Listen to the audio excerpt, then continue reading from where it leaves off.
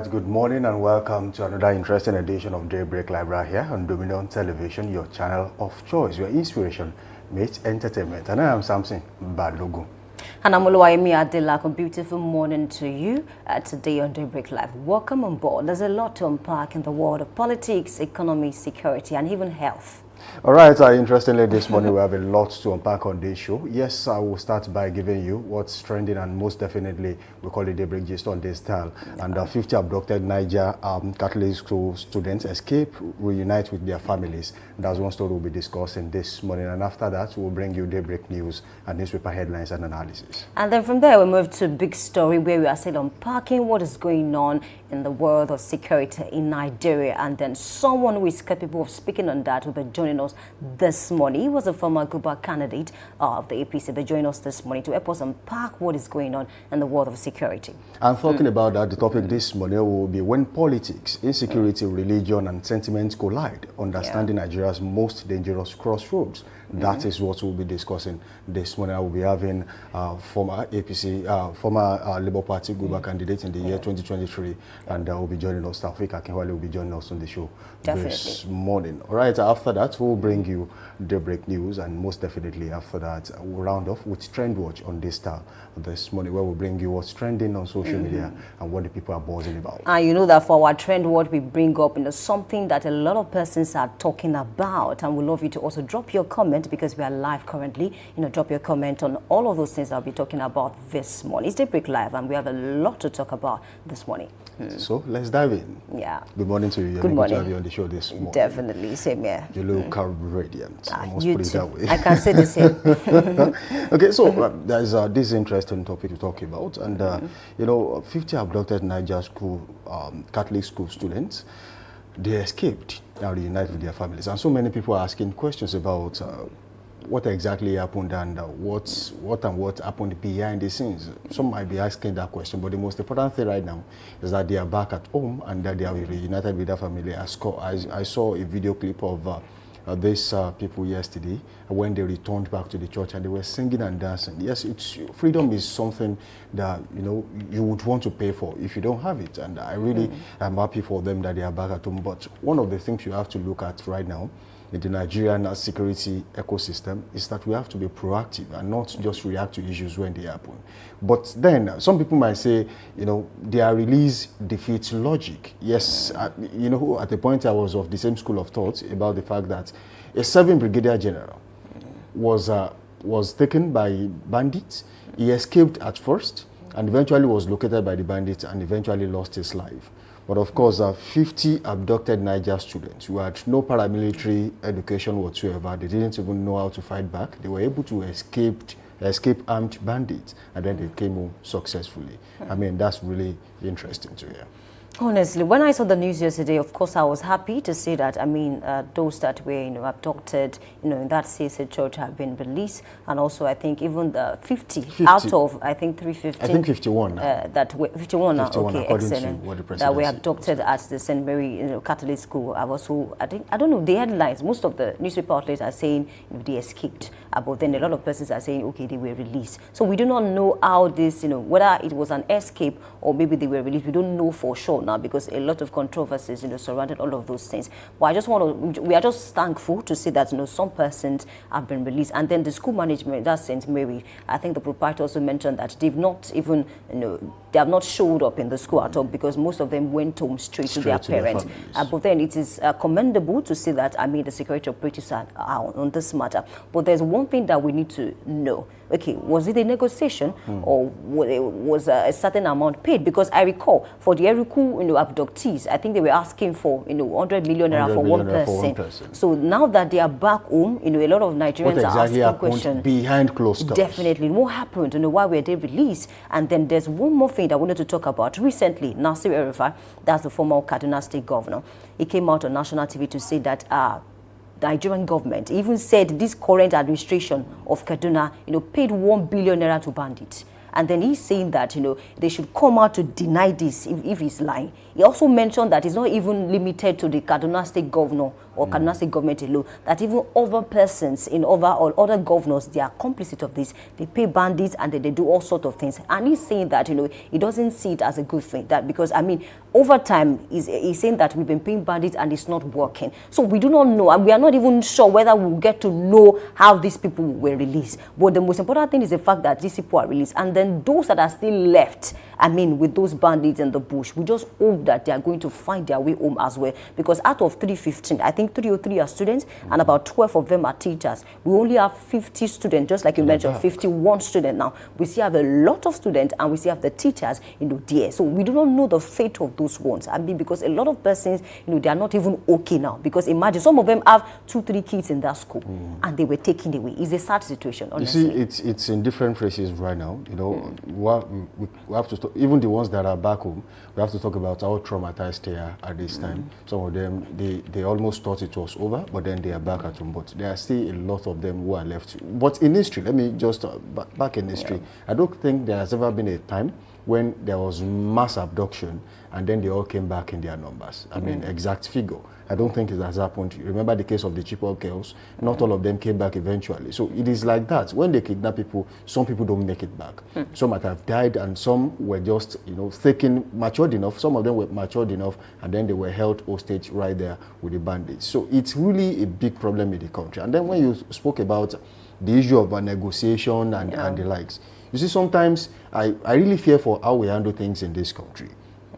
By this time, I think the people should know exactly what happened. At least the government owes the people exactly what the situation is all about. At least they call it situation report. Oh, what is the current situation of the rest of the students that are now back with their families? What is happening? What exactly happened when you rescued the Eruku 38? What exactly is the situation? Now, in the case of the Eruku, we have not heard about if there was a gun duel between the Nigerian military or the bandits. We have not heard about, was there an exchange of criminals? You give them some of the arrested criminals and some of their generals that were arrested, and then they released the 38 people to you.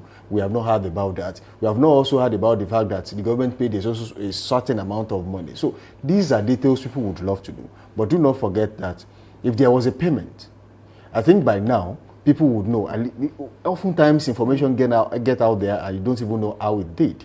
By now, we would know exactly how it happened. We might not know exact figure, but we would know that, money exchange ends. But I don't think it's about money right now. I think it is way serious than that. And if the government told the part of releasing some of the arrested generals of the bandits, I think it's a bigger problem waiting to happen.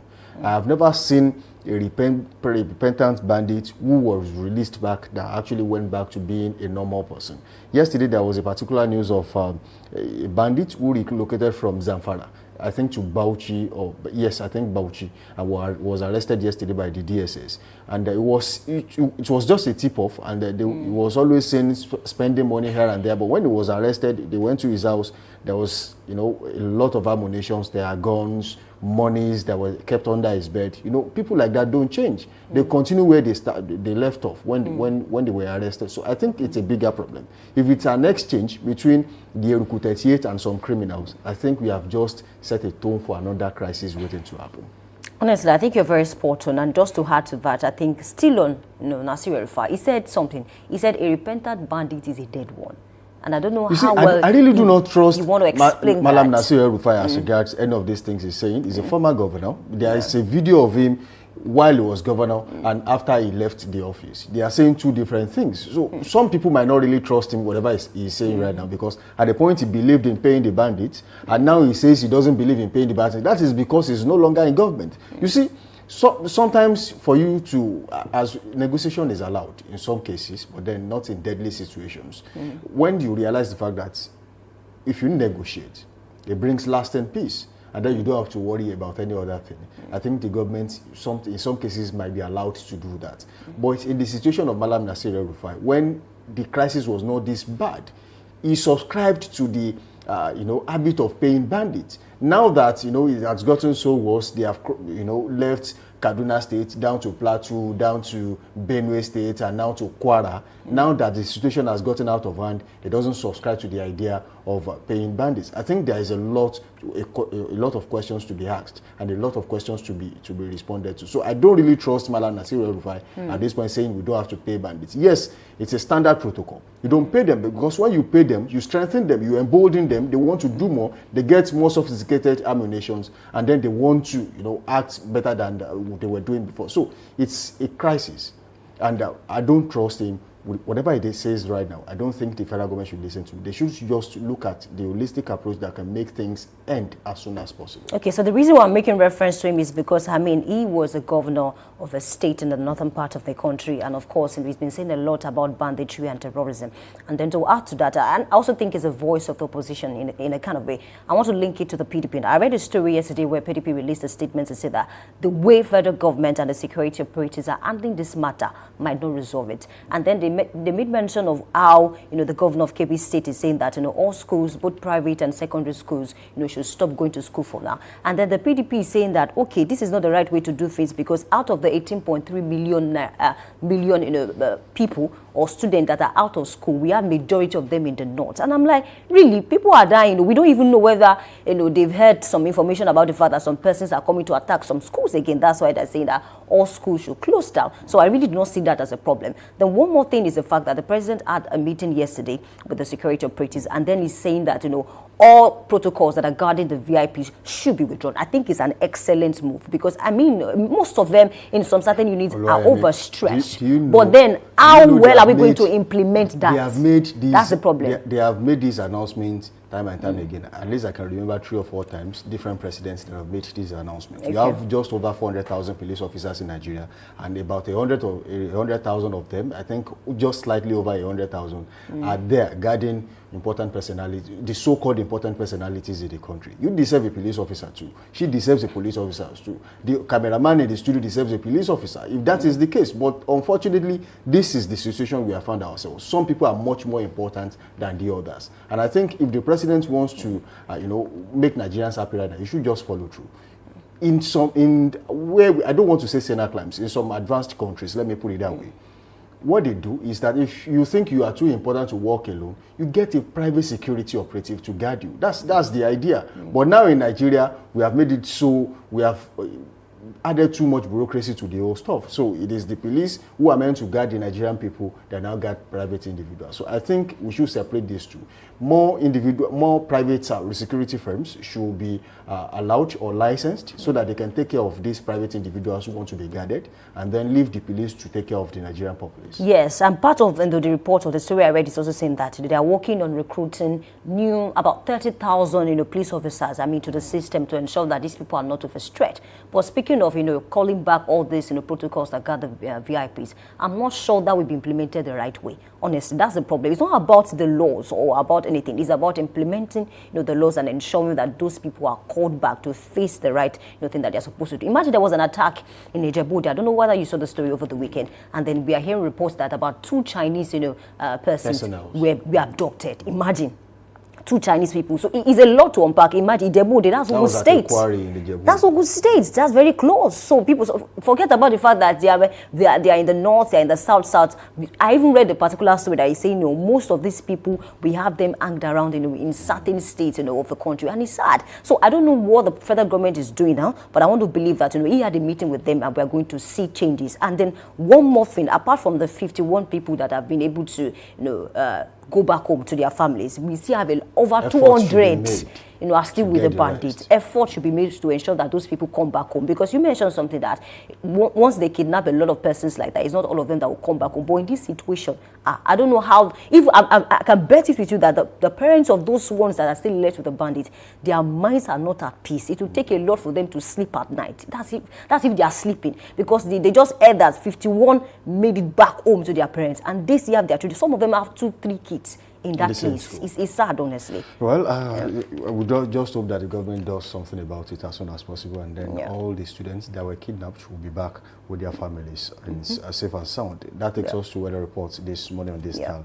I will be starting with Center of Excellence, that is Lagos State this morning. Weather in Lagos currently feels fair at 26 degrees Celsius, and later in the morning it will rise to 29 degrees Celsius, partly cloudy. It will remain so, partly cloudy in the afternoon at 31 degrees Celsius.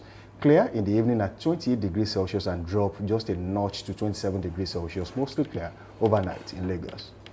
All right, from there, let's cross over to Abeokuta South Ogun this morning. Weather feels like 24 degrees Celsius, and later this morning is expected to be around 30 degrees Celsius, partly cloudy around 2%. In the afternoon, 35 degrees Celsius, sunny around 0%, and in the evening, 27 degrees Celsius, clear around 7%, and overnight, 25 degrees Celsius, partly cloudy around 9%. That's what we have for Abeokuta South this morning. Okay, today in Ekiti, that's Ekiti Southwest in Ekiti State, weather currently feels like 23 degrees Celsius, mostly cloudy as we speak, and later in the morning it will rise to 28 degrees Celsius, partly cloudy. It will remain partly cloudy in the afternoon and evening at 33 degrees Celsius and 24 degrees Celsius respectively, and overnight it will be foggy at 22 degrees Celsius in Ekiti today. All right, let's cross over to Ilorin International Airport, Kwara. Weather this morning feels like 23 degrees Celsius, and later is expected to rise to 30 degrees Celsius, mostly sunny, around 1%. In the afternoon, 37 degrees Celsius, sunny, around 0%. In the evening, 27 degrees Celsius, clear, around 1%. And overnight, 22 degrees Celsius, partly cloudy, around 7%. That's what we have for Ilorin International Airport this morning. Okay, moving on, that is Ibadan. This morning, Ibadan Airport, Oyo, and 25 degrees Celsius as we speak, and the weather is currently fair. Later in the morning, it will rise to 29 degrees Celsius, partly cloudy. It will be mostly sunny in the afternoon at 34 degrees Celsius, while it will be clear in the evening at 26 degrees Celsius and mostly cloudy overnight in Ibadan at 24 degrees Celsius today. All right, let's cross over to Port Harcourt. Rivers weather this morning feels like 22 degrees Celsius, and later is expected to rise to 27 degrees Celsius, mostly cloudy around 3%. In the afternoon, 29 degrees Celsius, partly cloudy around 7%. And in the evening, 23 degrees Celsius, mostly clear around 8%. Overnight, 22 degrees Celsius, partly cloudy around 9%. And that's what we have for Port Harcourt Rivers this morning. Okay, moving on to Osogbo in Osun State this morning. Weather currently feels like 23 degrees Celsius in Osogbo. And later in the morning, it will rise to 29 degrees Celsius, partly cloudy. It will be sunny in the afternoon at 35 degrees Celsius and drop to 26 degrees Celsius, clear in the evening, and overnight it will be mostly cloudy at 23 degrees Celsius in Osogbo today. All right, let's cross over to FCT, Abuja. Weather this morning feels like 22 degrees Celsius, and later is expected to be around 31 degrees Celsius, partly cloudy around 0%. In the afternoon, 34 degrees Celsius, mostly sunny around 0%. In the evening, 25 degrees Celsius, clear around 0%. And overnight, 22 degrees Celsius, clear around 0% as well. That's what we have for FCT Abuja this morning. All right, moving on to Kano Municipal in Kano State this morning. Weather currently feels like 16 degrees Celsius, mostly cloudy as we speak. And later in the morning, it will rise to 27 degrees Celsius, mostly sunny. It will remain sunny in the afternoon at 32 degrees Celsius, while it will be clear in the evening and overnight at 22 degrees Celsius and 17 degrees Celsius respectively in Kano today. All right, let's cross over to Kaduna Airport this morning. Weather feels like 17 degrees Celsius.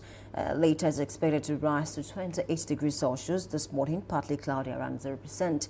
In the afternoon, 32 degrees Celsius, sunny around 0% as well. In the evening, 21 degrees Celsius, clear around 0%, and overnight, 17 degrees Celsius, clear around 0% as well. That's what we have for Kaduna Airport this morning. All right, that will be all we can take on weather report this morning. We'll move on now and we'll take a short break. When we return, we'll take the news. We'll be back.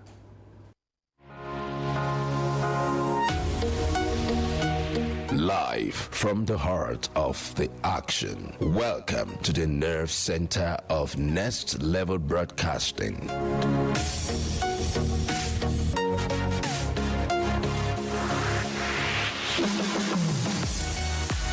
This This is the OB van, where the studio meets the street. Equipped with cutting-edge cameras, crystal clear audio, real-time switching, and broadcast control, we don't just capture moments, we deliver the experience live. Anywhere, anytime, from stadiums to red carpets, breaking news to buzzing festivals, weddings, birthdays, and all sorts of ceremonies. We bring the world to your screen in real time. It's not just a van, it's a complete mobile production house, a command center, a broadcast beast. This is more than a broadcast. This is the OB van difference. Live, loud, limitless.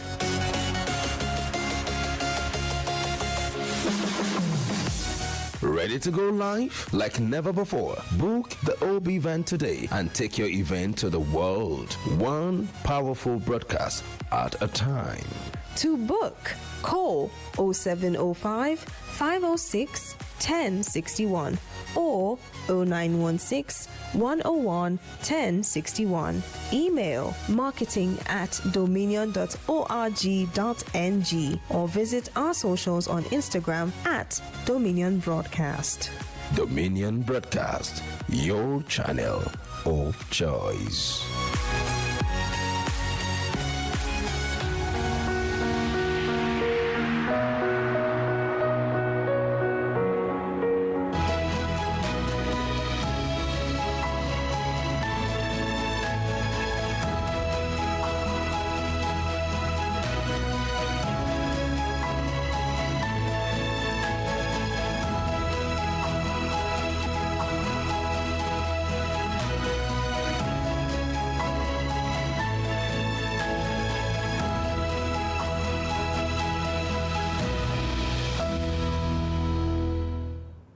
Good morning. This is Daybreak News on Dominion Television. I'm Oluwayemi Adelakun. President Bola Tinubu has conducted an extended security meeting with the nation's service chiefs, including the Chief of Army Staff, Major General Y.D. Shaibu, Chief of Air Staff, Air Marshal Sunday Eneke, Inspector General of Police Kayode Egbetoko, and the Director General of the Department of State Services, Tosin Ajayi. The meeting, which took place at the State House in Abuja, appeared to be a continuation of intensified effort to curb rising insecurity across the country, were shared by the Special Assistant to the President on social media, Dada Olusegun, on his official X handle. Shortly after announcing the rescue of the 38 worshippers abducted in Eruku, Kwara State, the President has ordered the withdrawal of police officers attached to very important persons across the country, directing that they be redeployed to core policing duties. Meanwhile, the Kwara State government has announced the release of the 38 worshippers who were abducted by bandits from the Christ Apostolic Church, CAC, Eruku. Governor Abdurrahman Abdurazak, in a statement signed by State Press Secretary Rafiu Ajakai, said the worshippers were released yesterday. The state government attributed the rescue of the victims to the hands-on approach of President Bola Tinubu, who it said personally led the effort to free the abductees. The governor also commended the Office of the National Security Advisor, the Department of State Services, the Nigerian Army, the Nigerian Intelligence Agency, and the Nigeria Police for their efforts. In the same vein, at least 50 students kidnapped at St. Mary's Catholic School, Papiri, Agwara local government, Niger State, have allegedly escaped and reunited with their parent, bringing hope to the families of the abducted victims. Recall that armed bandits stormed the school and abducted 303 students and 12 teachers, bringing the total to 315. The state chairman of the Christian Association of Nigeria, CAN, Reverend Bilos Dawa Yohana, who also doubles as the proprietor of the school and a Catholic bishop of Katangora Diocese, gave the update in a statement issued by his media aide, Daniel Ateri Emina. The chairman explained that the pupils escaped between Friday and Saturday and has reunited with their parent as they could not return to the school after they escaped. Meanwhile, the federal government has reportedly moved to set up a joint task force drawing personnel members from the military, police, DSS, and other agencies to rescue the kidnapped student. Special Advisor to the President on Information and Strategy, Bayo Ononuga, disclosed the meeting in a post on X, stating that the Director General of the Department of State Services, Tosin Ajayi, briefed President Bola Tinubu on the country's security situation amid the recent surge in student abductions. However, Ononuga issued no formal statement of the discussions was issued. The Kebbi State government has ordered the immediate closure of all public and private secondary schools across the state following rising security threats. It was stated that the directive also affects all state-owned tertiary institutions, with the exception of the College of Nursing Sciences, Benin Kebbi. The announcement was contained in a joint statement issued in Benin Kebbi by the Commissioner for Basic and Secondary Education, Alima Bande, and the Commissioner for Higher Education, Isa Abubakar Tunga. Bande said the decision was taken to safeguard students and staff amid the recent disturbing cases of attacks in parts of the state. In business, the European Union and its partners have announced new steps to accelerate Nigeria's digital transformation. Through this initiative, the European Union will provide additional funding of 45 million euros to the federal government's 3 million technical talent program, known as 3MTT. Speaking at the meeting, Inga Stefanois, the European Union's head of section for green and digital economy, stressed the importance of ensuring that the digital conversation remains national, not limited to one part of the country. Stefanois explained that the project forms part of a broader European Union digital cooperation package valued at 820 million euros. And in sport for this morning, the Nigeria Premier Football League (NPFL) has opened a formal investigation into Ikorodu City following a series of misconduct allegations arising from their matchday 13th fixture against Plateau United at Mobolaji Johnson Arena in Lagos. The league confirmed that the development follows a detailed petition submitted by the visiting club, whose complaints cover events that occurred before, during and after the match. In its official communication, the NPFL stated that Ikorodu City is in breach of several provisions of the framework and rules of the Nigeria Premier Football League. The league added in the same notice that the club must provide a full response within a specified period. You can visit our website on www.dominion.org.ng to watch us live and interact with us. You can also follow us across our social media platforms: Facebook, Instagram, TikTok, YouTube, and LinkedIn at Dominion Broadcast and X at Dominion Cast. That's the break news. I'm Oluwayemi Adelakun saying thank you for watching and good morning.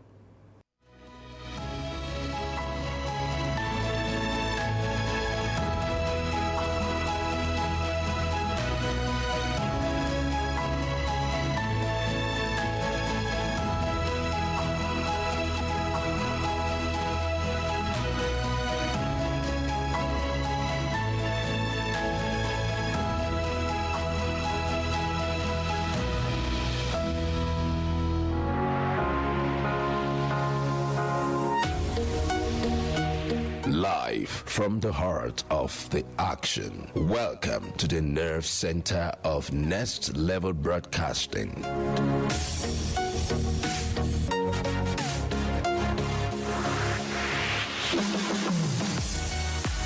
This is the OB van, where the studio meets the street. Equipped with cutting-edge cameras, crystal clear audio, real-time switching, and broadcast control, we don't just capture moments, we deliver the experience live. Anywhere, anytime, from stadiums to red carpets, breaking news to buzzing festivals, weddings, birthdays, and all sorts of ceremonies. We bring the world to your screen in real time. It's not just a van, it's a complete mobile production house, a command center, a broadcast beast. This is more than a broadcast. This is the OB van difference. Live, loud, limitless.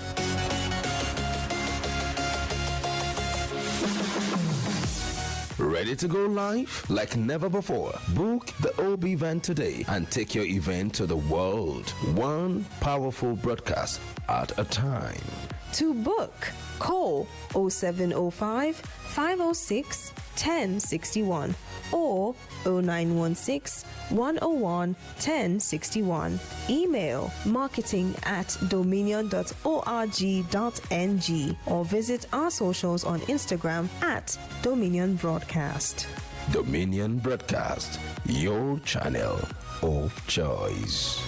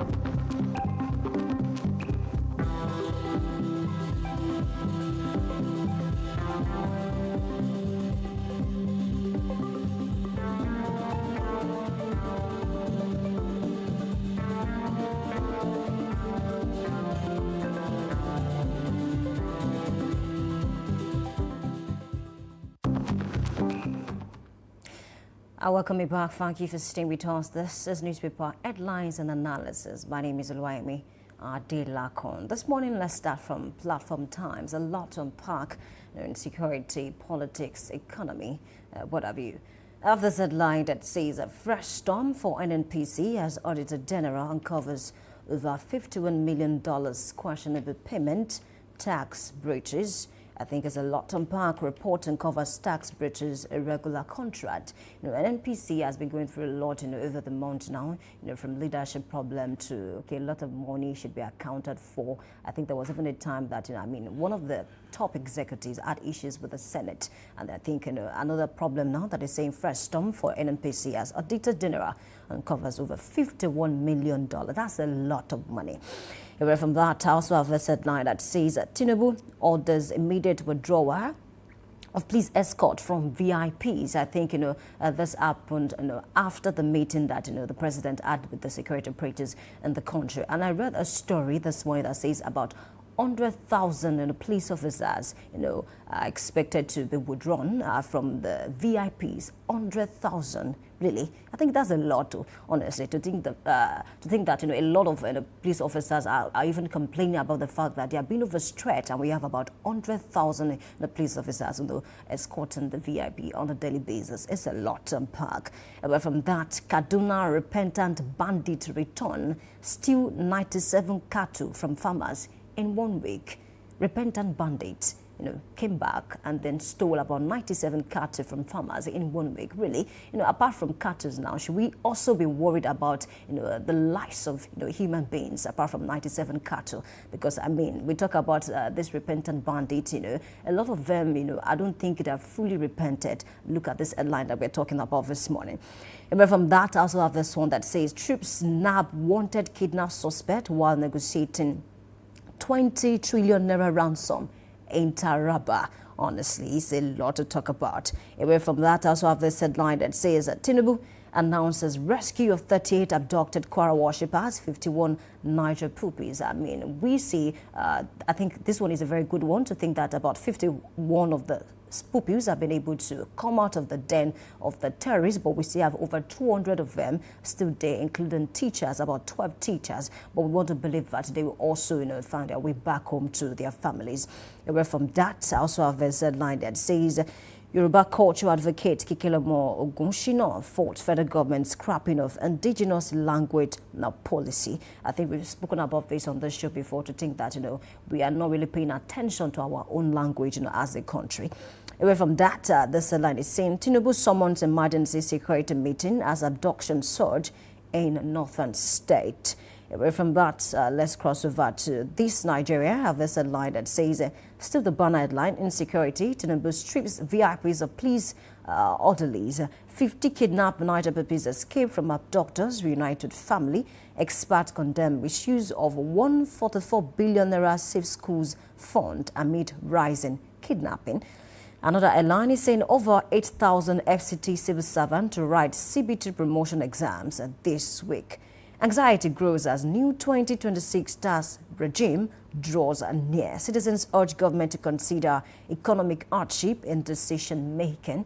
That's talking about the tax system that will commence January 2026. A lot of persons are complaining that they cannot even pay that amount. But then I think it is lack of understanding and adequate knowledge about this tax system. A lot of persons are not even aware that they are not supposed to pay tax because of how much they earn, their total income in a year. But you see people complaining on the streets of Ibadan and your own via. It's definitely because they do not have adequate knowledge about how this tax system will be used going forward.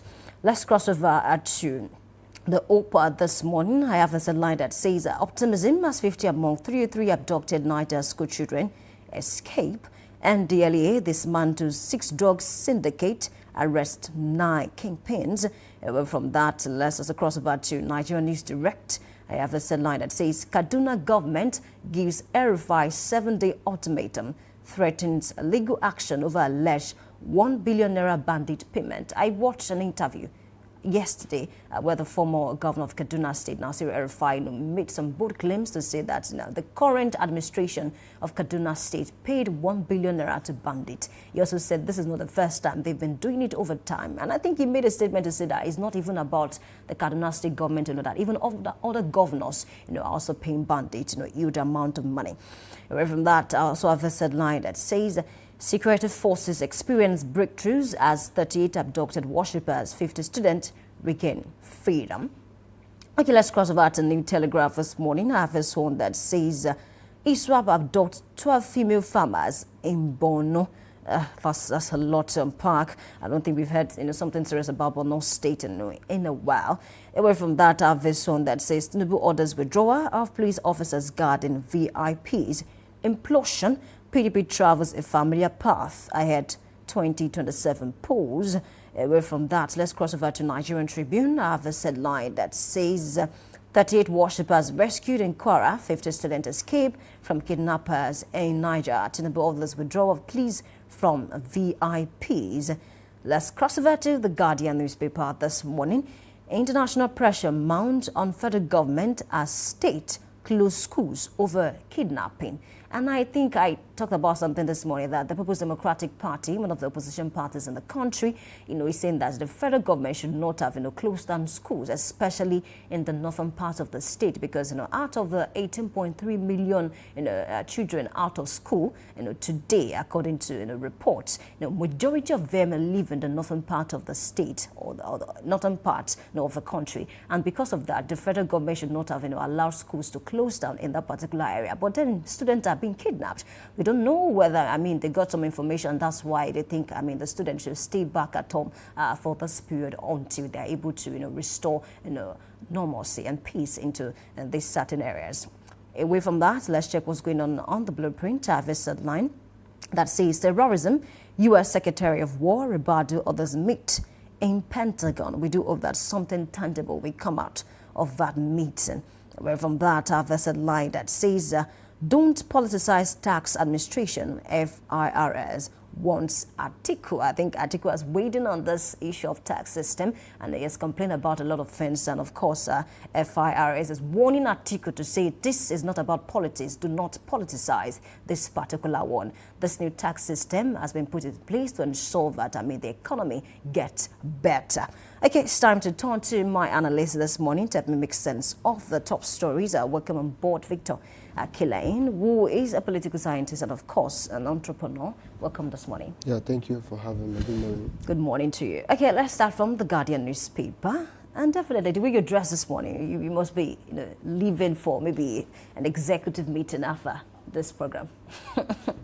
Thank you. All right. Thank you. This headline is saying international pressure mounts on federal government as state close schools over kidnapping. And I mentioned that the opposition parties, especially the People's Democratic Party, and say that this is not the right way to actually, settle all that is going on in the country, or maybe make sure that the lives of the children are safe. But Nigerians are saying, okay, attacks, are happening here and there, and of course, maybe the federal government is just trying to safeguard the lives of the children, because I mean, about 200 of them, over 200 of them are still with, the terrorists, the bandits, if you like. What do you make of this? Would you say that, it is not a good thing for the federal government to say that schools should close down in those areas where insecurity, is biting really hard? It's better to stay at home. For me, I think it's better to stay at home till we resolve the issues permanently. Because there's no assurance that if they're in class today, bandits will not go and raid them today. Like you said, we still have some out there that have not been rescued. I think they should just stay at home. Of what use will be the classroom that we have, and then we have fear that any small thing, we look to the right, we look to the left, hope bandits is not coming, hope kidnappers are not coming, even the teachers are not safe. So I think for the time being, let them stay at home till we resolve it. So why are the opposition party agitating that is a wrong thing to do? Opposition, you said. So they will always find faults in government. It's normal for any opposition party to find faults, to always go against the sitting government because they are opposition. So even if it is not the right thing to do, they will always find fault because they are opposition. So for me, I don't think there's anything wrong for now. So if it's now getting too long, like it's taking a whole year, it's taking 6 months, that's when you now start asking questions. Government is getting too long, But at least for now, for the time being, let's resolve the issue before we put those children back to school. Okay, but there's an argument that, the major reason why a lot of persons in the north, or maybe most persons that have been found or maybe arrested, to be part of this whole terrorism is because when they discover that they do not have, adequate education, most of them are not learned, and they don't understand that certain things that they do are not right. And so, making sure, or maybe telling the student to sit at home now can even worsen, the situation. Do you think that argument is valid? I don't think so. I don't think it is, because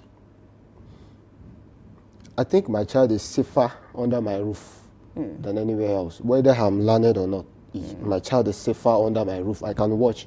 If I hear boo, boo, somewhere, I can hide him or her under the bed, in the ceiling, whatever. You get it? So I think my child is, any child is safer with his or her parents than anywhere. That's my conclusion. Okay, let's talk about the VIPs now. I mean, the escort, the president said, all this escort, about 100,000 of them, and according to a story that I read this morning, expected to be withdrawn from the VIPs. And Nigerians are saying, okay, this is a good policy, but then how effective would this be? But don't you think it's going to be very effective now, regardless of what has happened in the past, now that insecurity, has done a lot of things, in this country? Okay, so withdrawing 100,000 men is a very good one. 100,000? That's a lot. 100,000? Honestly. Wow, that's a lot. So it's a good one to withdraw them back to public service. They've been in public service, understand me, but they've been serving private people. Yeah. So now let's get them back to come and work for the public. But here is the thing. So the VIPs that you withdrew them from, what should happen to them? Who should protect them to? Who should protect them? Are you saying it is wrong for the president to give that order? It's not wrong, but there should be other safety measures for the VIPs too. So when the police start protecting you and I, so who will protect the VIPs? So the kidnappers, you have just opened another business for the kidnappers to do. Okay, are the VIPs more Nigerian than other Nigerians? That's my question. That's a strong question to ask. Really? That's a strong question to ask. But look at Ali San, very important person. So I think that's enough to answer the question. Anyways, I feel there should be other protective measures for them too. So withdrawing police from them, what other security measure do you have for them? Okay, maybe they start hiring bouncers. All right, but how secured would that be? It's important that as we are protecting the minor, let's also consider the major. As we are protecting the major, let's also consider the minor. Fair justice. Okay. My conclusion. Okay, I think it's a fun place to leave that one. Let's talk about this headline in the Punch newspaper. Audit uncovers over 61 billion naira payment breaches in NNPCL. I think apart from the insecurity that we're experiencing in some states in the country, we also have insecurity in the NNPCL. What do you think is going on? Because this is not the first time that we are talking about, a huge amount of money in this particular, organization, honestly? This dispensation, this government is not getting it right with the NNPCL yet. We've had several presidents, and we really didn't have a lot of issue with that company, with that organization. So why this one? So there has to be one or two things that have to be properly done. Okay. Maybe I've said this before. Maybe you need to unseat some people. Maybe you need to do a tsunami. Just fire quite a number of people and then put the right people there. Get the right people, right pegs for the right holes. It is a financial organization, whether we like it or not. They deal with petroleum and they deal with money, a lot of it. So I think that a lot of financial experts should work with that parastatal, trustable ends, ones that have good antecedents, and then flood that organization or that parastatal with right people. I think that would be better. Okay. Then how do we solve the one on ground already? You have gotten a lead. Follow the lead through. Don't break the investigation or don't break the process. Follow the lead through and then be transparent about it. So we have uncovered 51 billion naira. Now follow it through. Who took it? Why? For what purpose? Why you're not paying this? Follow it through and expose the people. When you expose those that are involved in this, others will be scared. They will know you are serious with them. Okay, let's talk about structure now. A professor once said something. He said, if the best president in the world should come rule Nigeria, he's going to fail because of the system in place. So let's talk about the system of the NNPCL over the years, not even this current administration. We've been having problems with this particular sector. What do you think can be done to make sure that maybe a total overhaul of NNPCL to ensure that, the right things are put in place? Very good one. But talking about system now, NNPCL majorly, but then if you are going to effect any positive system that would affect NNPC, it has to be national, it has to be general. It has to start from, I said it before, from the Constitution. That's from the Constitution. The review is ongoing. What's review? You and I should be part of the review. I do believe that, the people are part of the review. According to what I read months ago, it's not just about the politicians or the political parties. I think members of the country are part of the review. For a nation to work well, there has to be public. I've said this before. Public. What's this word now? Public involvement. Okay. Public, very important. Public. Okay. The average Musiliu at OJ, the average Matthew at Ladipo Market. The average Victor. Yeah. The average Matthew at Ladipo Market should be aware of what the nation is doing, regardless of the population. There has to be complete inclusivity in a governmental system, all right? So to create a system that would work, okay, so talking about NNPC now, which is the fulcrum now, so get expert, like I said earlier, get people that are trained for such, get petroleum engineers, get finance experts, put them together, let them restructure something. There's no wrong time to restructure anything. You can start a life at 40. You can start a new life at 60. You've acknowledged your mistakes and you can get it right from 60 years old. So regardless of how long they've been working, you can still get it right. Bring proper ends, like I said, bring proper ends and let's restructure it. Fire those that need to be fired, demote those that need to be demoted, and let's have the right people in work. So people run systems. System doesn't run itself. So people that would run system have to be smart people. So bring the smart people. Smart. I used the word before, professionals. Those that are quality trained. People. Sorry. I said quality people. Yes, quality and trained for that purpose. All right. When you bring those that are trained for that purpose, then you now put a monitoring system around them that will ensure transparency and continuity. Genuity and continuity, then we may maybe have a good system. See, if it is, one thing I always say is, if a government, my brother always says it is true, if a government can get to power or get to office and says, I want to focus on this sector and get this one thing right, other than do this one halfway, do that halfway, and at the end of the day, we don't have an holistic result. No. If it is only one thing, if it is only NNPC that you can solve in 4 years, It's enough to campaign that. But the manifesto was read to us, I mean, before this administration came aboard.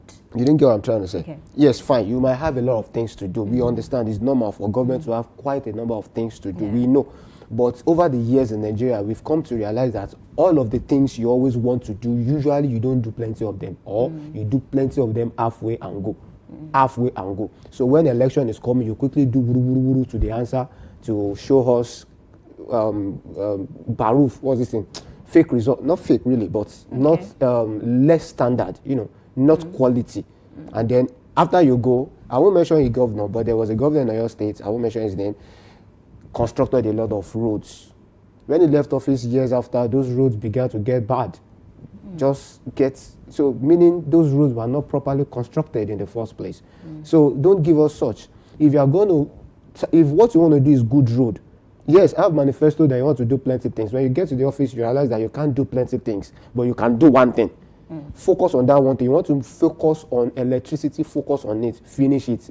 Tinubu promised us that 2 years after he gets into the office, there will be lights. Nigeria will have lights. We've not had lights.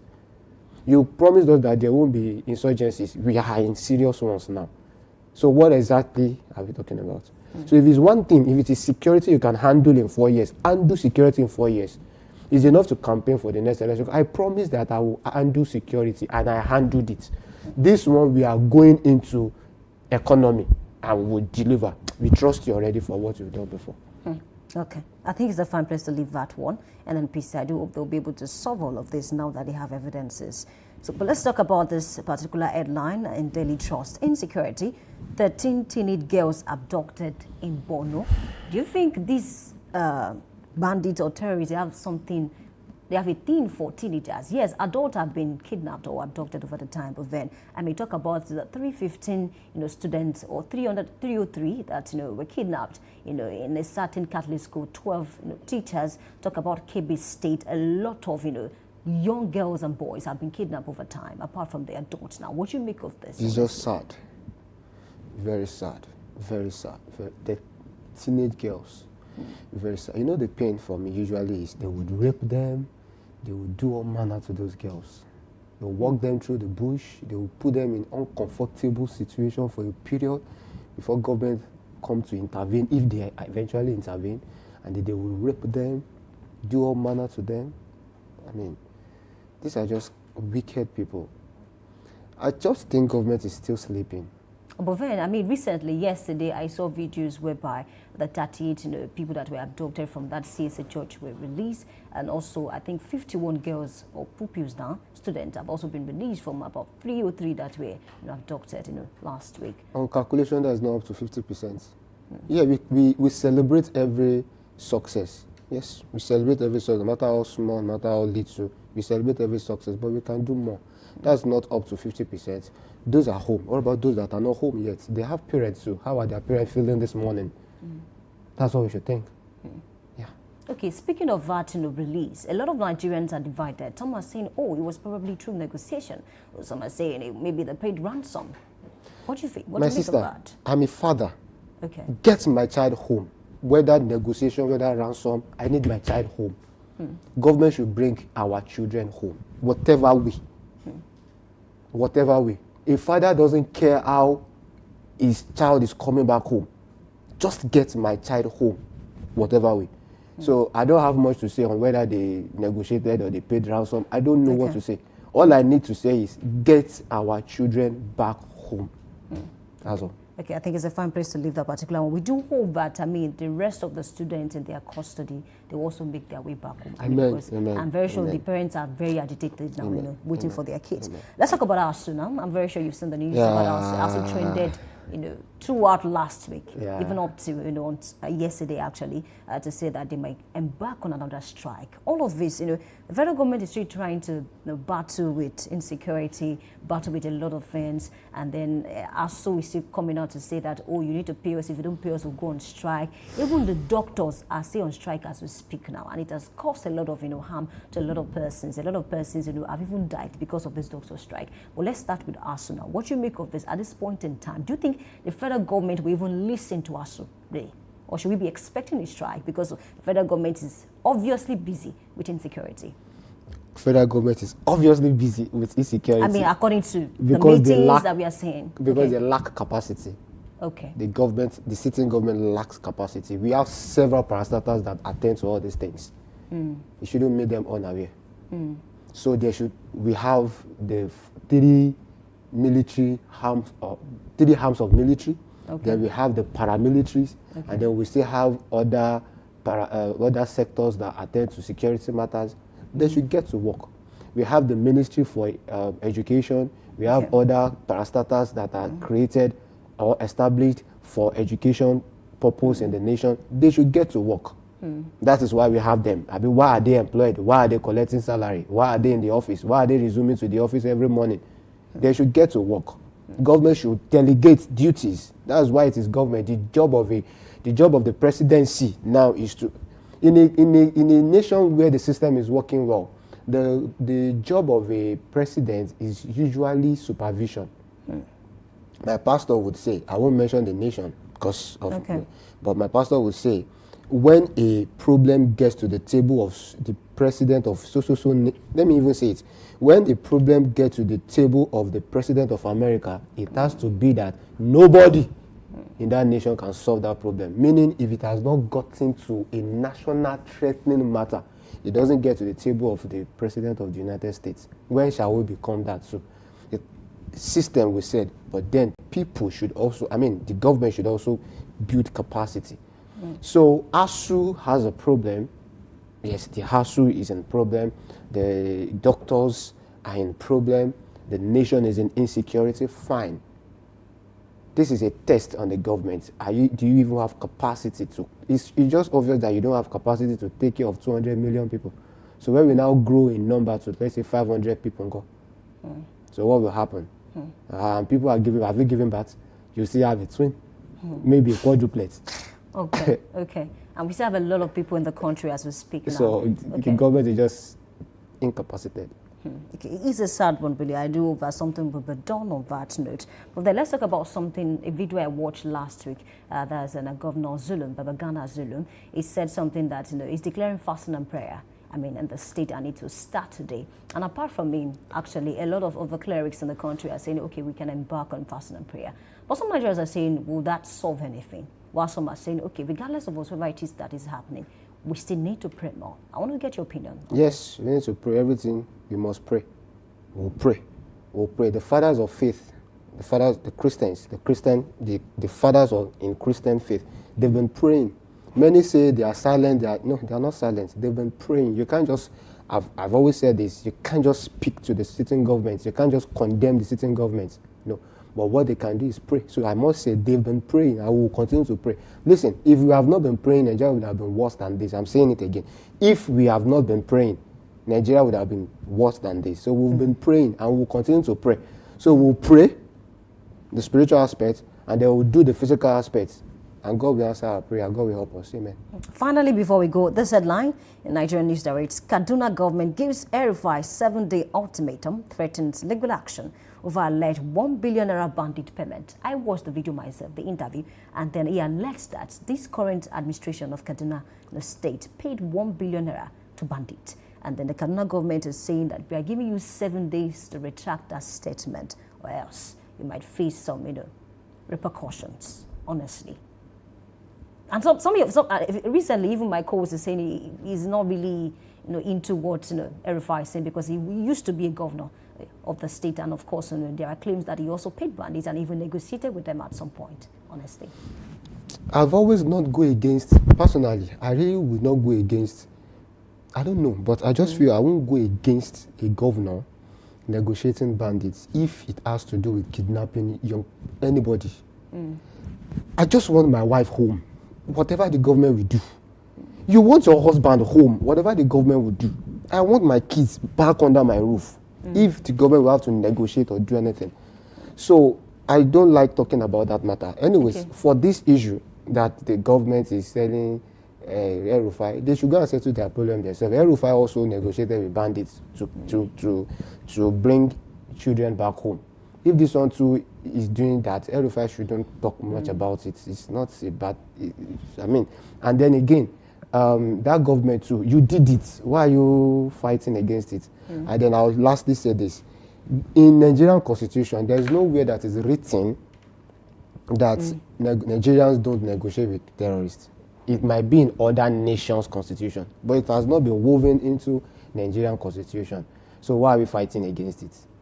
Okay, I think it's a fine place to leave it. Just want a big thanks to you, Victor Akilain, for being a part Thank you for of this having discussion. me. We hope that all of our students will make their way back home to their parents. Amen. Thank you for staying with us on this particular segment. We need to go on a short break, and when we come back, we move on to Big Story. My name is Oluwayemi Adelakun. Please stay with us.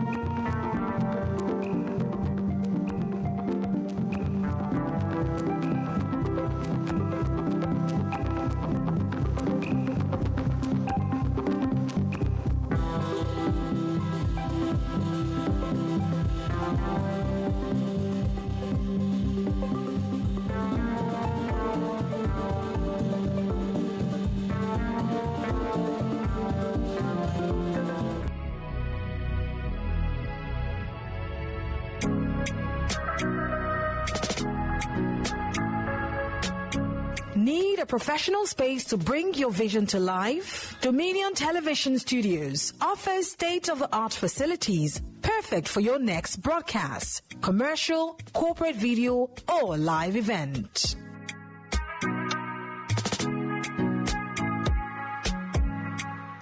With flexible rental options, cutting-edge equipment, and a supportive team, we provide the perfect environment for high-quality productions.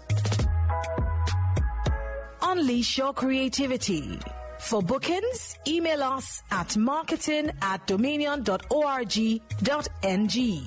Call us on 0705 506 1061 or 0916 101 1061. Check us out on Instagram, Facebook, LinkedIn, and TikTok at Dominion Broadcast and on X at Dominioncast. Book your space today. Dominion Television, your channel of choice.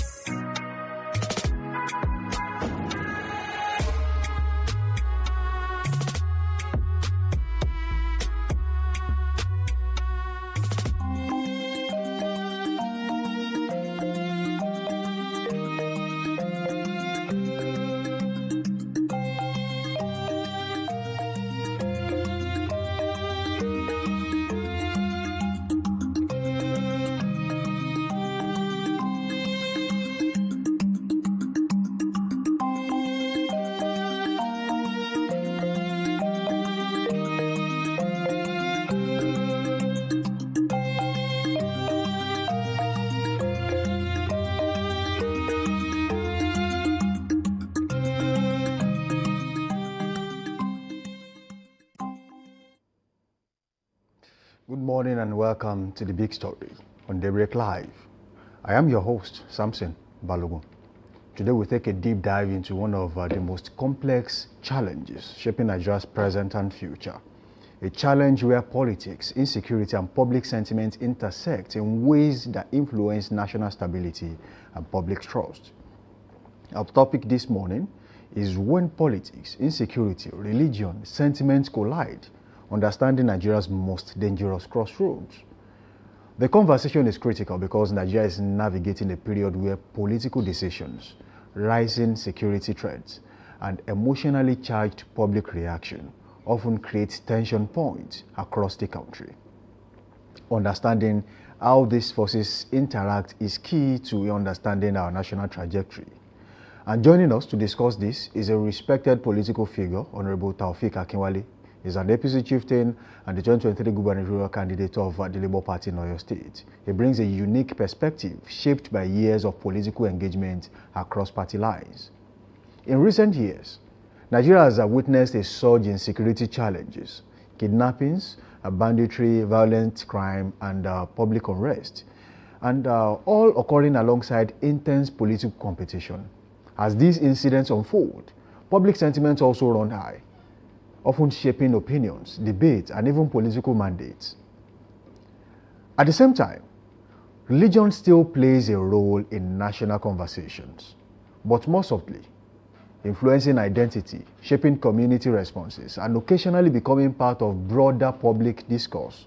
However, it is the combination of insecurity, political pressure, and emotional public reaction that has formed one of Nigeria's most sensitive crossroads.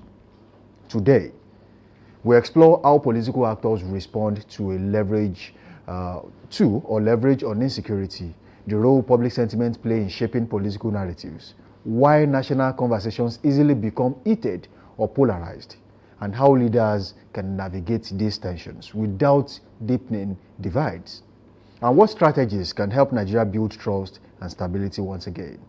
Honorable Taofeek Akewale's political journey from Labour Party governorship candidate to APC chieftain places him in a unique position to unpack how these forces shape political strategy, public expectations, and governance. Good morning once again, and thank you for joining us on the show. Honorable Taofeek Akewale, good to have you on the show this morning. Good morning, and it's a pleasure of being here always. Okay, there's a lot to unpack on this show. Nigeria is at a crossroad, and we have to determine what trajectory and to what extent this has damaged the security landscape in the country. From your vantage view, as a political actor, how would you describe the current intersection of politics and security in Nigeria? Thank you very much. It is customarily, periods of elections are always, heightened with insecurity, and it is not new. I'm not saying that insecurity has not been in existence before in Nigeria, but it's always, getting high when it comes to period of election, and especially when the incumbent leadership is also eligible to seek for re-election. That has been the traditional way of politicking in Nigeria. And it's not a thing that cannot be tamed, because if the incumbent realizes that, it is a game plan, then the onus lies on the leadership too, to tackle the insecurity with all sense of responsibility, to enhance their credibility for next election or for next, preparation for election. Because, believe me, everything that is happening, it has been in existence even before this administration. And there is no government that will be on ground that will neglect the basic reason for governance according to the Constitution. The Constitution says that government shall provide security of lives and properties. 2, the government also be responsible for the well-being of the citizenry. Those are 2 basic reasons for governance or existence of government.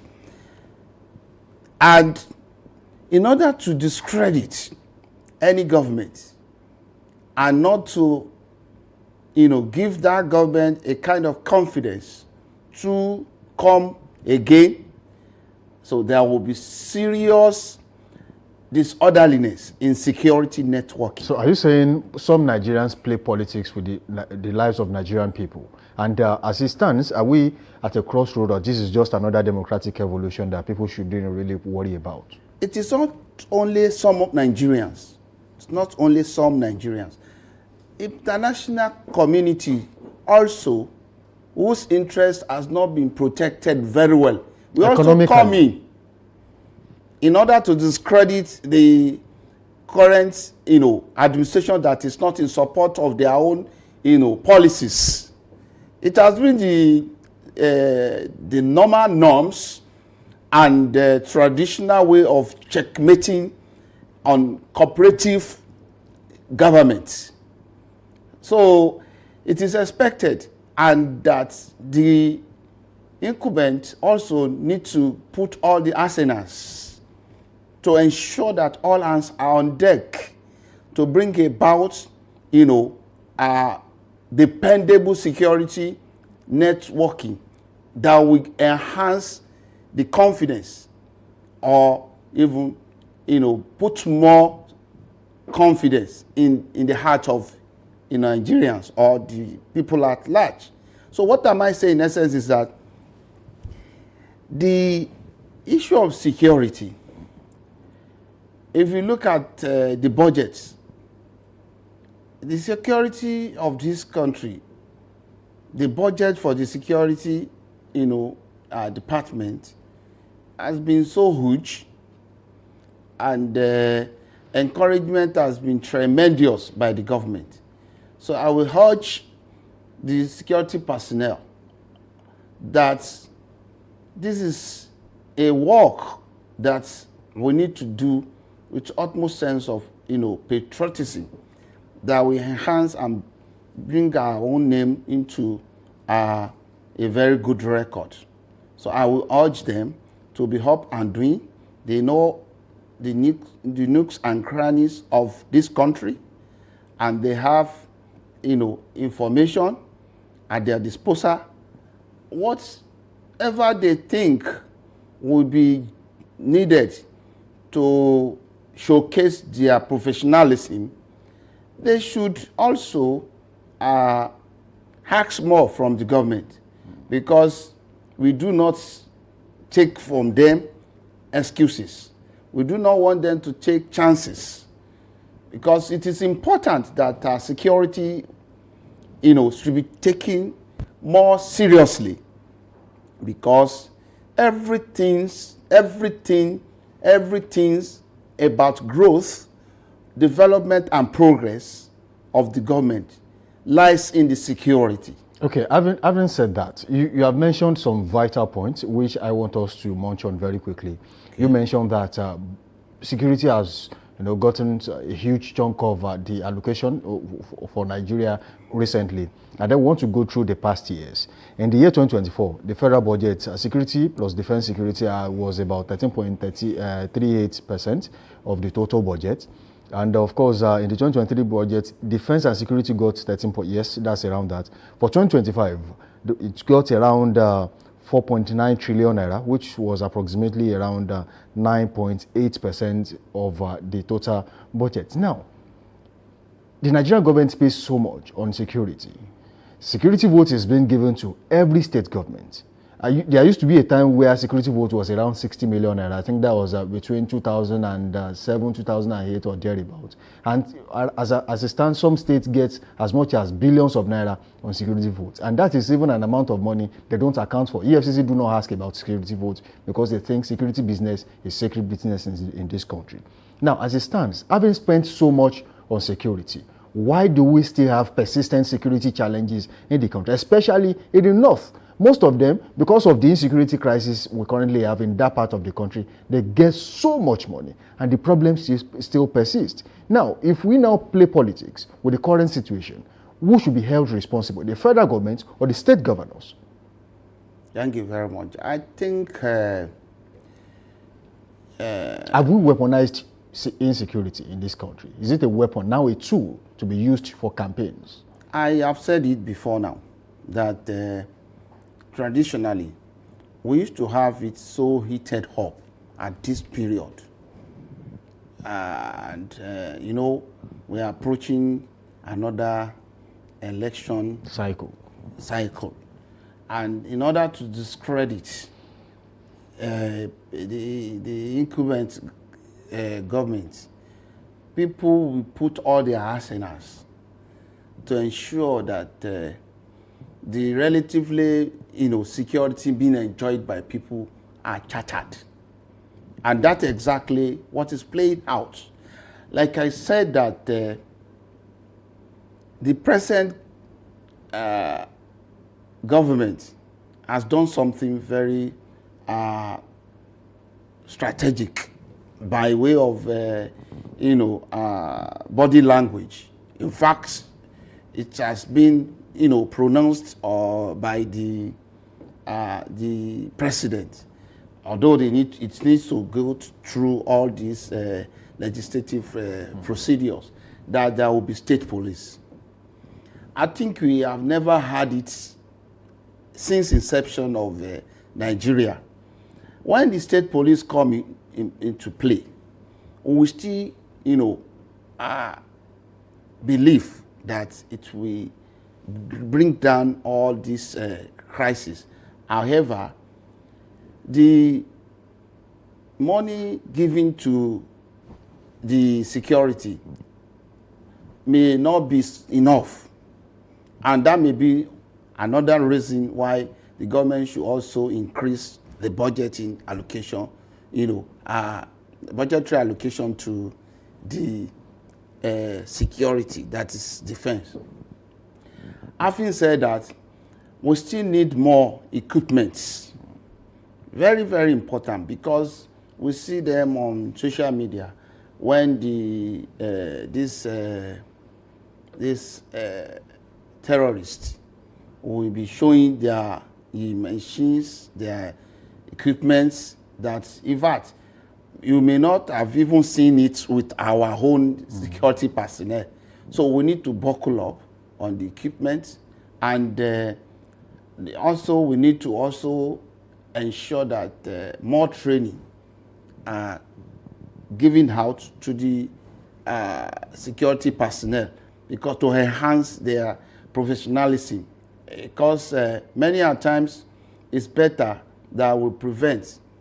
See, intelligence gathering, it is a very, very good, approach to security. Once you know that there's going to be a kind of strike somewhere, you'll be able to know how to tame it. You'll be proactive about exactly. So it is important that we give special attention to this more than ever before.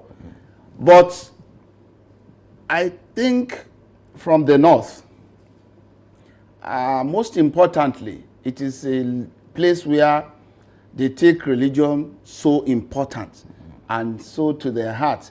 We should also ask the imams, the cleric men, to also join hands in sermonizing people that they have been using, and telling people that it's all about, a nation, and that they should not allow people to use them as a destructive agent of the country. I think it's better that this approach is also used. Now, let's talk about this very quickly, and this is a part where too many people don't talk about, which is public sentiment. How much influence do public reactions, especially on social media, how much does it have on political decisions as of today in the country? Of course, everything's on the social media now. There's no government that will joke with, giving the kind of judgment that it has been given. So these are very two people that have been working freely in this country. You consider them dangerous to the Nigerian? Because I don't know if government is doing something and they are putting it down. Are they not considered to be people to be, giving a kind of special attention to, especially when it's when they are talking about two, groups that are shocking blood and defending them as if what they are doing is normal. So I want to call on federal government to ensure that they look into the matter very well, and they should probably invite the two personalities involved to state exactly their interest, because it is important this time around that we take the bull by the horn. It is not a tea party matter. Security is a serious business, and thence it should be seen seriously by the serious government. Okay, very quickly, let me say this and ask you this particular question. The last week, Sheikh Gumi has been in the Southwest. He was in Lagos for the Robita meeting for League of Imams. And then this week, last week again, he was in Ibadan. And then someone notable in the religious sector said something. That is Alhaji Taufik Akeugbagoda, and said, whoever brought Gumi to Ibadan should be investigated, and they should all be questioned. Are you of the same school of thought? Because Sheikh Gumi, for example, during the last Hajj, Saudi Arabia told him not to come for Hajj in Saudi Arabia, and he's working free in Nigeria. And then some people, just like you said earlier, feel like he should have been invited by the DSS and then be questioned. Now he's working free. Are you of the same school of thought as Alhaji Taufik Akeugbagoda? I am not in the same school of thought with anybody. Okay. I get my thoughts from the whole lot of experience I've got during my political, journey so far, and my experience in civil service, as well as also the community, happenings. Having said that, I want to say that I don't think Gumi was in Robita. Okay. But I was very sure he came To Ibadan. just an appearance in Ibadan. From the reliable source, I was told he was not invited. And I don't know why he came and what was the role he played out there. Be that as it may, it is a bad omen for somebody like that to be allowed in such a very good program organized by the Southern Muslim Ummah. We are talking about Southern Muslim Ummah. We are not talking about Northern Muslim Ummah. He has no role to play. And it's even a kind of a bad omen for him to come around. The whole lot of discussion there, the whole lot of beautiful ideas, the whole lot of efforts to curb terrorism has been defeated with the appearance of that highly tagged, very very unacceptable in security networking of Nigeria, based on his antecedents and efforts so far. So I want to ask the Southern Nigerian Muslim Ummah, they can make a press release on why and the reason and who also invited him, because it's a serious matter, and they don't need to just close their eyes on it. It is something they need to voice out. The rationale behind his coming, exact role he came to play, and who actually invited him. Yes, it is important, because it has been a subject of discourse that why would they invite somebody like that whose reputation has been tinted with uncertainties. So I think it's better the leadership of Southern Muslim Ummah look critically into this and ensure that they report back to the public to douse tension and to give credibility to whatever role they are playing on securing the security of this country. I think it's a good effort on their hand to bring scholars together, to bring people of reputable personality to talk about our problems and probably to even have a kind of a solution to it. So for individual to just come and, you know, smear whatever they have done, it needs a lot of rethinking about. Yes, religion is one of the key reasons, indicators how people form opinions, especially going into electioneering period. As Nigerians, do you think this has affected us positively or negatively? Yes, it has affected us both. Religion is important, and it has been playing a very pivotal role in getting anything, even apart from security. You could recall that it was through religion that Nigeria was captured, you know, was colonized. You remember missionaries? Right. Yes, they used this avenue to enter into the heart of Nigerians. So religion has been so important that there's nobody that is not religious. Even those people that said that they don't believe in God, they believe in something. That thing that they believe, or not believing in God, is also a religion. So there's nobody that do not need spiritual backing for one thing or the other.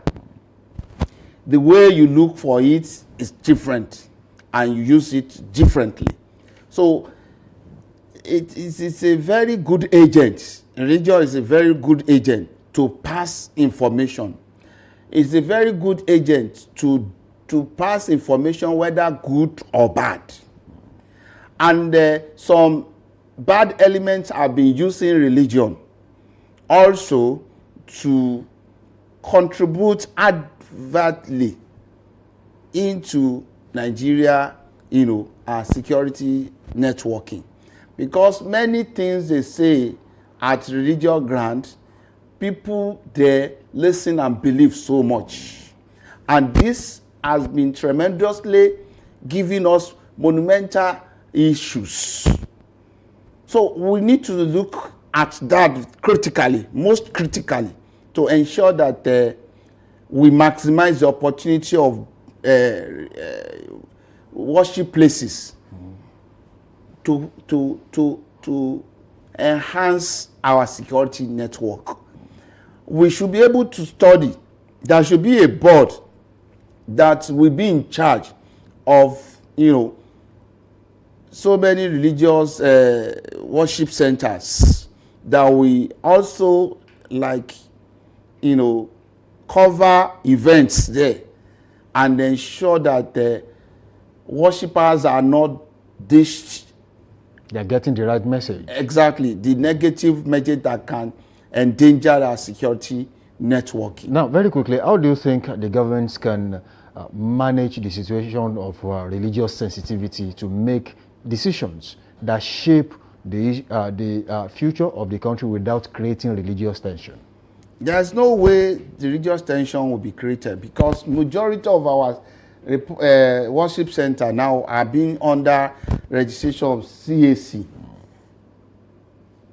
And recently, they also talk about regulation of somebody who is 70 years to retire from the pulpits. I hope you are aware of this. So by way of doing so, they are regulating it also. At least they can now say, okay, based on the security, you know, issues that we are having, we want, you know, the clergymen to assist the government in disseminating rightful information, so that our subjects will not be used as agents of destruction. And also that everybody should know that security is everybody's business. And if you see something, you have to say something. And this, apart from that, they can also embark on prayers that will, you know, give us a lasting security, you know, atmosphere in the country. So there are various ways by which the government can do this. Just like film censor Board. So they can also do something like that because it is an important tool to, sharpen anything that is, unripe in this country and everywhere in the world. So the authority should not, relent efforts in that sector. Okay, let's go back a little bit on the show. You said something about security and you spoke about the police. Yesterday, the President of the Federal Republic of Nigeria, President Bola Ahmed Tinubu, was in a closed-door meeting with service chiefs in the country. And one of the resolutions was to withdraw police officers who are currently guarding important personalities in the country. That's about 100,000 of them. And as it stands, the current statistics, not factual, not detailed details, but most definitely we have about just over 400,000 police officers in Nigeria, and about 100,000 of them are guarding VIPs across the country. Do you think this step by the president will further enhance security in Nigeria as we speak? I think it's a step that we should applaud. Yes, it's a step that we should applaud. Because 100,000 policemen, not jokes. 100,000 policemen, not jokes. And if these personnel are also put or had through the existing one, it will go a long way to help. And these individuals that we're talking about, these individuals, they can afford private security Okay.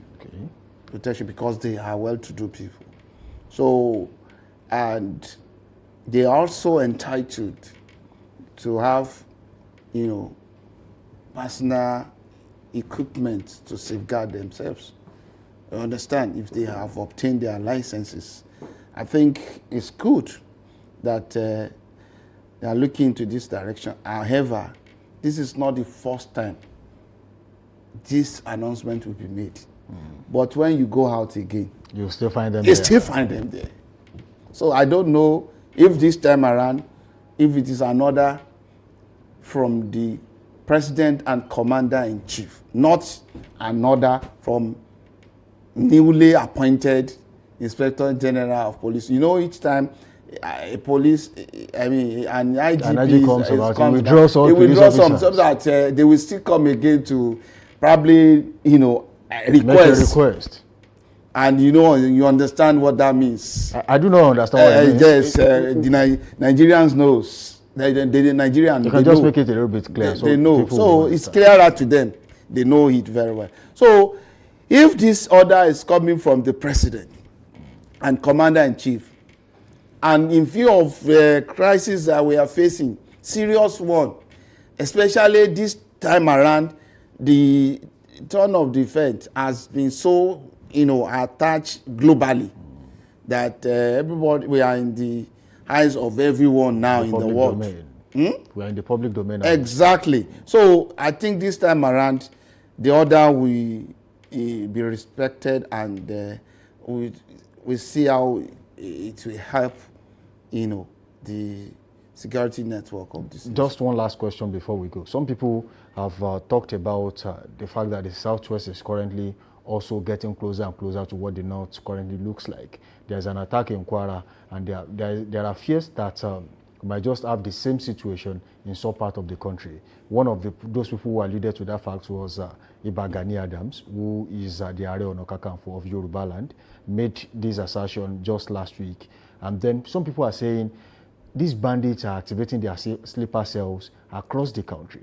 Especially when you look at your terrain, your domain, you realize the fact that most of them are there. You don't even understand the language they are speaking, but they are across. Should the people of the Southwest, and the Southwest will be worried about security going forward? That's unlike my people here, the Southerners. Yes, they are always proactive. One of the reasons why they held their Southern Muslim Ummah was to curb all this insecurity, so that it will not infiltrate to to the southwest. The southwest.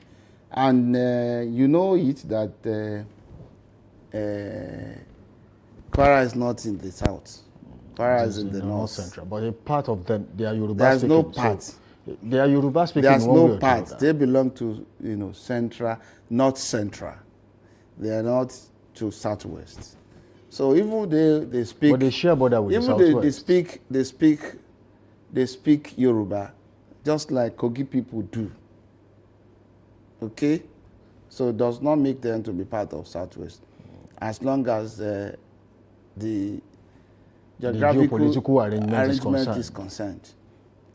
Having said that, all efforts are on, on ground by our security, especially people from this side, part of the country, to make sure that they don't come around here. Okay, Honorable Taufik. You remember we have Amatekun. Right. And a lot of vigilante groups, and a lot. So they can't tell us here. Honorable Taufik Akinwale, thank you for joining us on the show this morning. It has been an eye-opening session with you. Thank you. Now, very quickly before we go, the business of security is everyone's business. If you say something, you say something. And at the point that Nigeria is at a crossroad, it is our collective responsibility to put Nigeria, and of course, every part of the country, where it rightfully belongs, where security is important to everyone. Thank you for being a part of this segment of the show so far. Let's go on a quick break. The show is still Daybreak Live, but Trend Watch is up next. Samson Balogun is my name.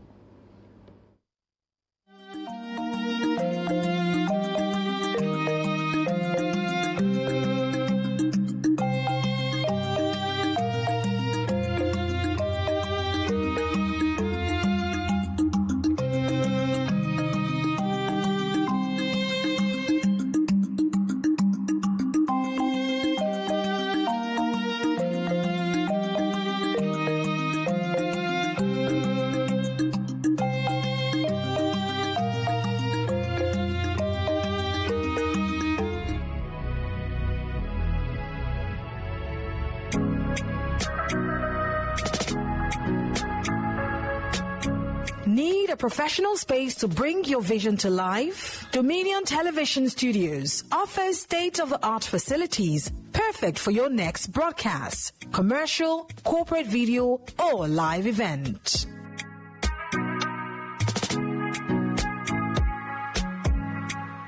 With flexible rental options, cutting-edge equipment, and a supportive team, we provide the perfect environment for high-quality productions. Unleash your creativity. For bookings, email us at marketing@dominion.org.ng. Call us on 0705 506 1061 or 0916 101 1061. Check us out on Instagram, Facebook, LinkedIn, and TikTok at Dominion Broadcast, and on X at Dominion Cast. Book your space today. Dominion Television, your channel of choice.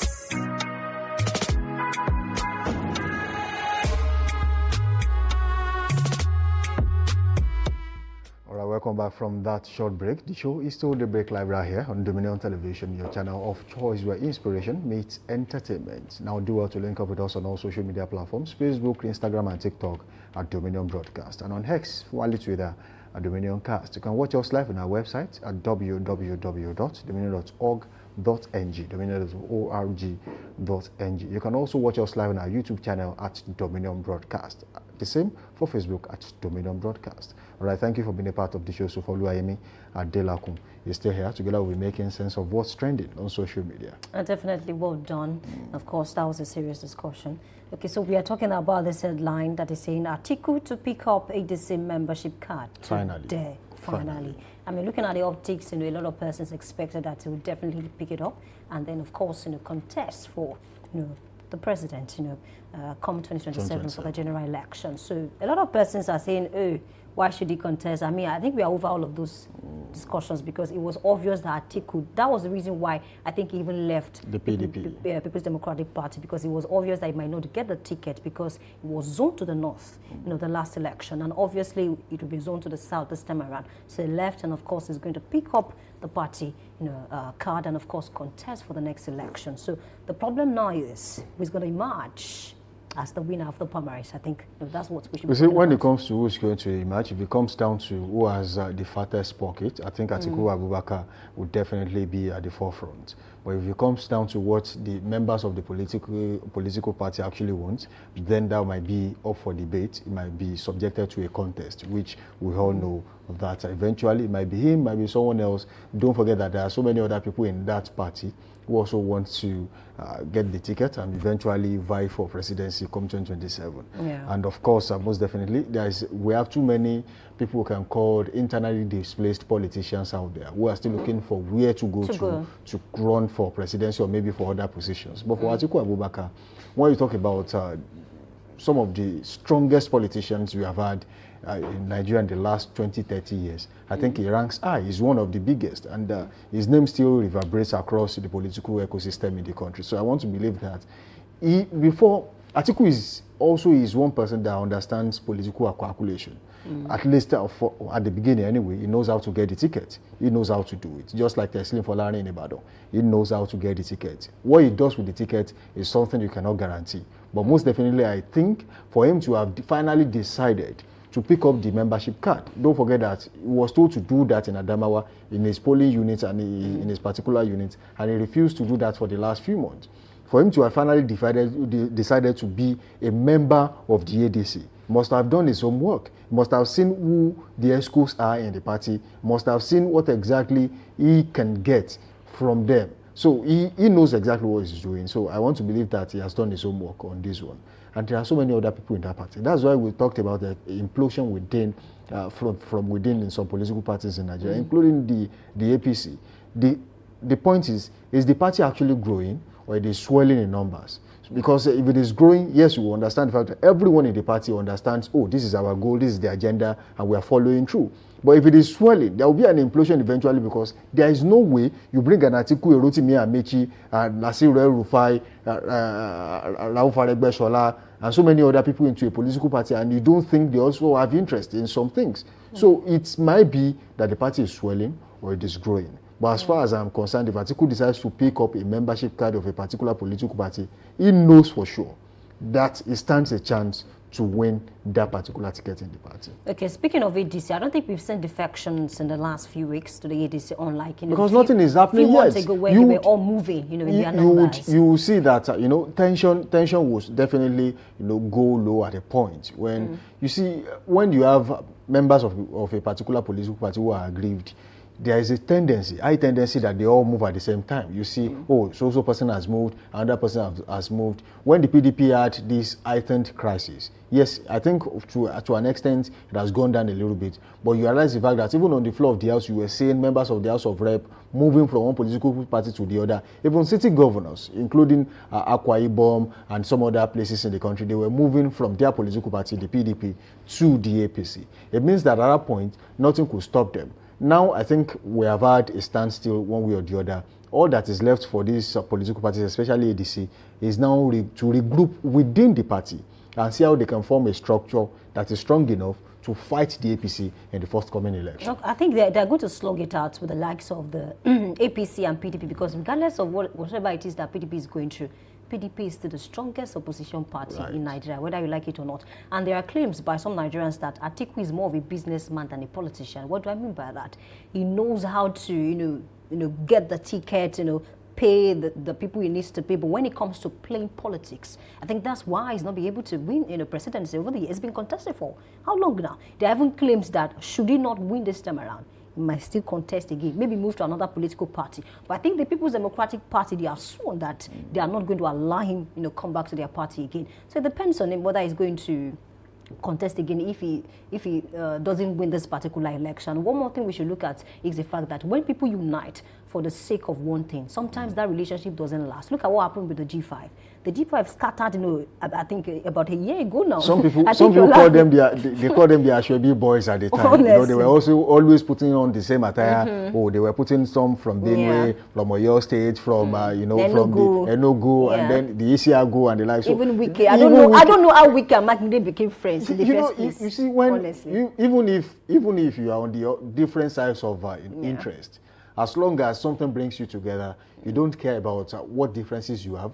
You care about what interest you are pursuing at that time. But as far as that is done, then you move on to the next phase. I think the next phase for Wike and Makinde is to be on the opposing end once again. Obviously. And definitely. And one will have to leave the party for the other. As it stands now. Well, I don't think Sheyi Makinde will leave the party for Wike right now because he's still a sitting governor of the PDP. No, Wike is not ready to leave too. For Wike, he's not ready to leave. They have tried so many times to push him out of the party, off the cliff. He has refused to leave. I think he has a stronghold. His future is buried in that political party. Whoever will push Wike out of that party must be really strong. Well, we never say never, actually. I mean, for people like that, I think it will eventually boil down to we expect.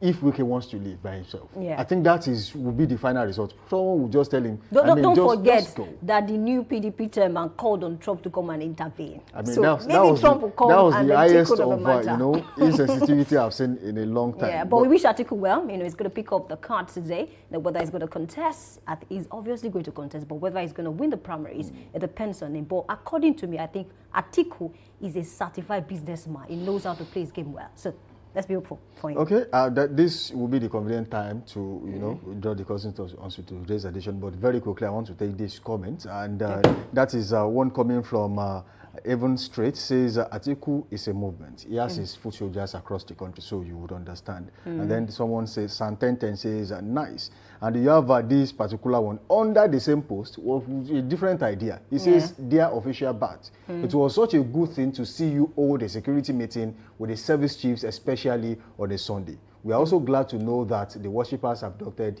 in the church in Kwara State have regained their freedom. Well, thank you for being a part of the show so far.